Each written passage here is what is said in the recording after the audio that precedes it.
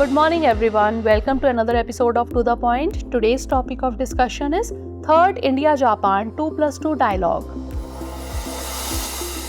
First of all, let's see why is it in the news. Recently, on the eve of the third edition of the Indo-Japan 2+2 Ministerial Dialogue, Prime Minister Narendra Modi met with Japan's Foreign Minister Kamikawa Yoko and Defense Minister Kihara Minoru. Both ministers arrived in New Delhi on 19 August 2024 for the third Japan-India Foreign and Defense Ministerial Meeting, also known as the 2+2 Dialogue. Now let's discuss about 2+2 Dialogue. The 2+2 Dialogue with Japan was initiated to further deepen bilateral security and defense cooperation and bring greater depth to the special strategic and global partnership between the two countries.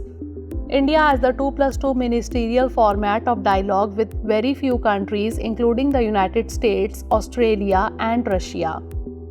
India and Japan agreed to prepare a new framework for security cooperation in line with the desire to further expand the overall strategic ties. Now moving on to India-Japan bilateral relations. India and Japan share special strategic and global partnership. Friendship between the two countries has a long history rooted in spiritual affinity and strong cultural and civilizational ties. India-Japan cooperation is today set against a larger context of a free, open and rule-based Indo-Pacific. For India, this is a natural extrapolation of Act East policy. India-Japan relations were elevated to global partnership in 2000, strategic and global partnership in 2006, and special strategic and global partnership in 2014. Now let's have a look at highlights of the 2+2 dialogue. The ministers highlighted their common strategic vision towards a free and open Indo-Pacific that is inclusive, peaceful, prosperous and resilient as part of the rules-based international order. The ministers reiterated their strong support for ASEAN's unity and centrality and their full support for the ASEAN outlook on the Indo-Pacific. The ministers welcomed the possibilities to further enhance the bilateral security and defense cooperation following the National Security Strategy of Japan issued in December 2022 and recognized such cooperation as an important pillar of the Japan-India Special Strategic and Global Partnership. The ministers expressed their commitment to continuing bilateral and multilateral exercises including Dharma Guardian, GIMEX and Malabar. India has called on Japan to remove regulatory bottlenecks that exist in the sharing of critical technologies.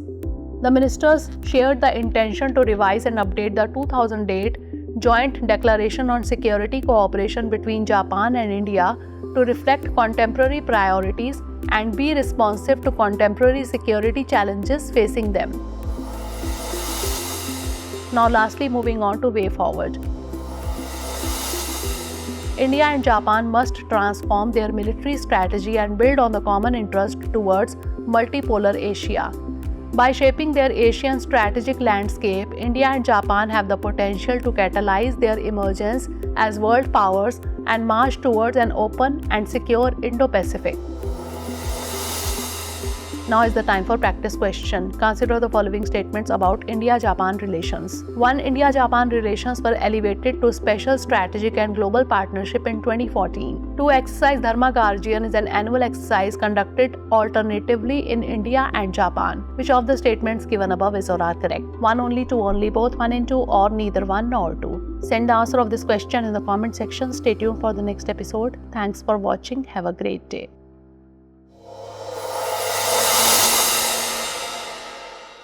For more informative content, like, share and subscribe, and do not forget to press the bell icon to get the notifications.